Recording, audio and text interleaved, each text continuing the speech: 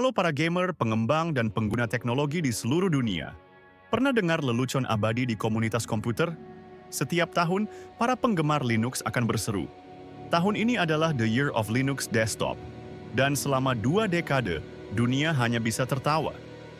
Bermain game di Linux dulu adalah mimpi buruk, penuh driver error, suara hilang, dan game yang ogah jalan.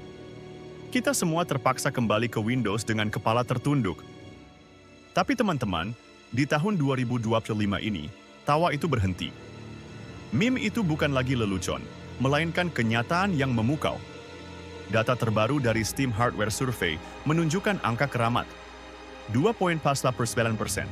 Ya, hampir 3% dari seluruh gamer di Steam kini menggunakan Linux. Angka ini mungkin terdengar kecil, namun dalam skala ratusan juta pengguna Steam, ini berarti jutaan gamer telah mengucapkan selamat tinggal kepada Windows. Komunitas teknologi sekelas Ars Technica bahkan berani mendeklarasikan 2025 sebagai titik balik, di mana gaming di Linux berjalan nearly flawless atau nyaris sempurna. Apa yang sebenarnya berubah? Mengapa tiba-tiba Linux menjadi jagoan baru di arena gaming? Mari kita selami bersama fenomena luar biasa ini. Kita tidak bisa membahas kebangkitan gaming di Linux tanpa menyebut pahlawan utamanya, Gabe Newell dan tim Valve. Saat Valve merilis Steam Deck, mereka melakukan pertaruhan yang sangat berani. Mereka menciptakan konsol handheld yang tidak menjalankan Windows, melainkan Steam OS, sebuah sistem operasi berbasis Arch Linux. Banyak yang skeptis dan meragukan keputusan ini pada awalnya. Namun, strategi Valve terbukti brilian dan berhasil gemilang. Karena Steam Deck laku keras di pasaran, para pengembang game dipaksa untuk memastikan game mereka berjalan lancar di Linux. Ini memicu perbaikan drastis pada dukungan driver GPU dari AMD dan Nvidia untuk Linux, sebuah hal yang sangat kita nantikan selama bertahun-tahun. Steam Deck membuktikan bahwa Linux bisa menjadi invisible atau tidak terlihat oleh pengguna. Mereka tidak perlu tahu sedang menggunakan Linux. Mereka hanya tahu, nyalakan perangkat, pilih game, dan mainkan. Pengalaman gaming yang mulus dan tanpa hambatan, inilah yang selama puluhan tahun hilang dari ekosistem Linux. Mungkin kalian bertanya-tanya, bagaimana caranya game Windows, Dodge XE, bisa berjalan di Linux? Bukankah keduanya menggunakan bahasa yang berbeda? Dulu, kita mengandalkan Wine, sebuah lapisan kompatibilitas yang seringkali rumit dan membutuhkan konfigurasi sana-sini. Tapi sekarang, kita punya sihir modern bernama Proton. Proton adalah lapisan kompatibilitas revolusioner yang dikembangkan langsung oleh Valve. Bayangkan Proton sebagai seorang penerjemah simultan, super cepat dan sangat efisien. Game-game Windows berbicara dalam bahasa DirectX, dan Proton menerjemahkannya ke bahasa Linux, yaitu Vulkan, secara real-time tanpa jeda. Hasilnya sungguh mencengangkan. Data tahun 2025 menunjukkan bahwa lebih dari 85% dari 1.000 game teratas di Steam kini bisa dimainkan di Linux dengan status verified atau playable. Judul-judul raksasa dari berbagai platform seperti GOG, Epic Games, atau Steam seperti Elden Ring, Cyberpunk 2077, bahkan God of War, kini berjalan sangat mulus di Linux. Seringkali, berkat API Vulkan yang lebih efisien, game-game ini bahkan berjalan lebih lancar di Linux daripada di Windows.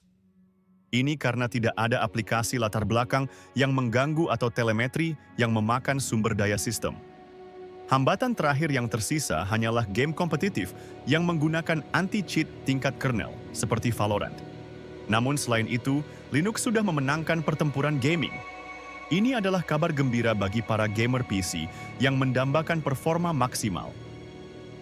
Oke, jika kalian tertarik untuk beralih ke Linux di PC desktop, bukan Steam Deck, distro mana yang sebaiknya dipilih?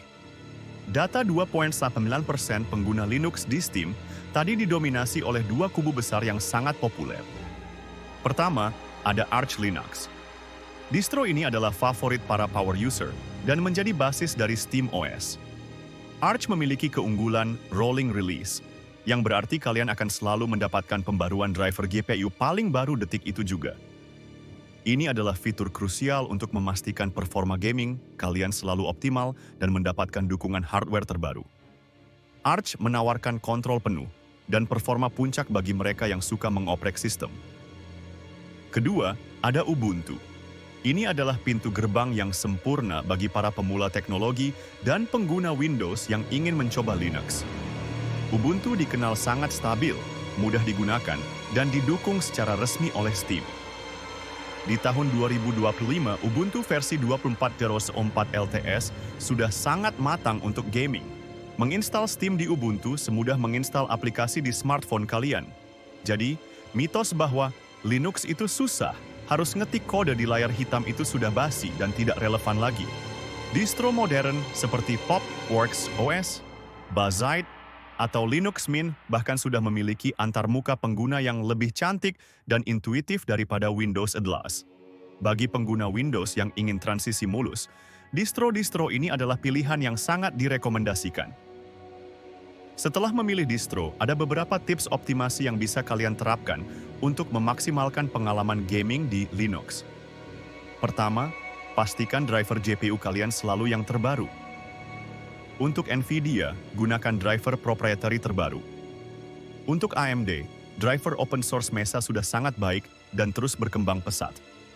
Kedua, manfaatkan fitur FSR, Fidelity FX Super Resolution, dari AMD atau DLSS, Deep Learning Super Sampling, dari NVIDIA jika GPU kalian mendukung. Teknologi upscaling ini bekerja sangat baik di Linux melalui Proton. Ketiga, pertimbangkan untuk menggunakan game mode. Ini adalah daemon yang secara otomatis mengoptimalkan sistem Linux kalian saat bermain game, memberikan prioritas CPU dan I/O untuk game. Instalasi dan konfigurasinya sangat mudah.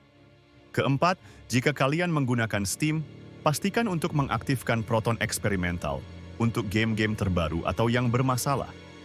ProtonDB adalah sumber daya yang fantastis untuk melihat laporan kompatibilitas game dan tips spesifik dari komunitas.